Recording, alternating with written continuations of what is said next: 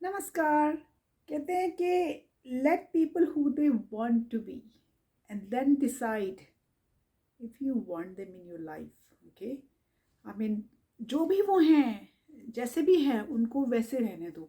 उनको बिल्कुल भी चेंज मत करो, चेंज करने की कोशिश भी रत्ती भर भी कोशिश मत करो। और जो वो जैसे हैं, फिर आप डिसाइड करो कि do you want them in your life. क्या उनको आप चाहते हैं आप उनकी लाइफ में हो। अगर वो रिजेक्शन है या उनकी तरफ से या आपकी तरफ से, so that is a redirection in your life. Okay, वो वो यूनिवर्स की तरफ से रीडायरेक्शन होता है for something bigger, something better, आपकी ग्रोथ के लिए, आपकी स्पिरिचुअल ग्रोथ की मैं बात करती हूँ। जब मैं बिगर एंड बेटर की बात करती हूँ, तो वो जो रीडायरेक्शन हमेशा यूनिवर्स करता है, वो इसलिए होता है कि समथिंग बिगर और बेटर होने वाला होता है आपकी ज़िंदगी में। Some people are only meant to help you grow, not to be with your life time. मैं जब हमेशा कहती हूँ कि ये हमारे कार्मिक रिश्ते होते हैं। जो कोई इंसान आपकी ज़िंदगी में कभी कभी वीक के लिए, 10 डेज़ के लिए, कुछ मोमेंट्स के लिए, कुछ सालों के लिए आते हैं और फिर वो एकदम से चले जाते हैं। उसमें ना आपकी गलती होती है ना उनकी गलती होती है। सिर्फ ये होता है कि विधि का यही विधान होता है, उन्होंने आके आपको सर्टन लेसन सिखाने होते हैं। और लेसन्स हमेशा पेनफुल नहीं होते हैं, प्यार के लेसन्स भी हो सकते हैं जो आपको सिखा के जाते हैं वो। तो ज़रूरी नहीं कि हमेशा बैड ही होते हैं, अच्छे भी बहुत से आपके एक्सपीरियंसेस उनके साथ होते हैं। तो वो आते हैं, उनका यही काम होता है आपकी ज़िंदगी में आना। Life is a stage and everybody comes and do their part in their. Okay, when everything is falling apart, right, you know, एक टाइम पे सब चीज़ें ही आपकी हिल रही होती हैं कि आप इमेजिन भी नहीं कर सकते। Then focus only on what you can control. आप एकदम से फिर हड़बड़ा जाते हो, सारी चीज़ें फॉलिंग अपार्ट, यूनिवर्स ने ये भी कर दिया, ये भी हो गया, ये ऐसा भी हो गया, वैसा भी हो गया।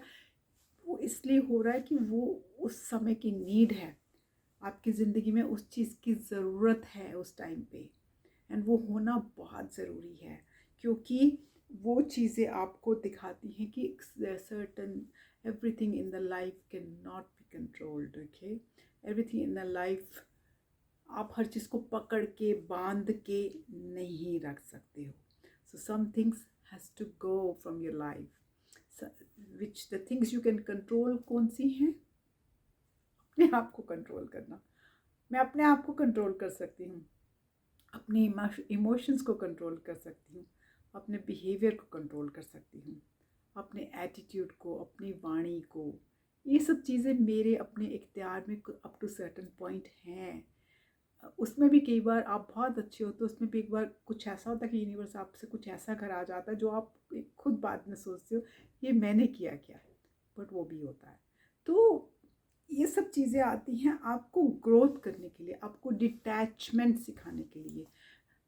डिटैचमेंट होनी चाहिए, is a attachment with detachment. Okay, अब जैसे मेरी अटैचमेंट विद द डिटैचमेंट अपने बेटे के साथ है।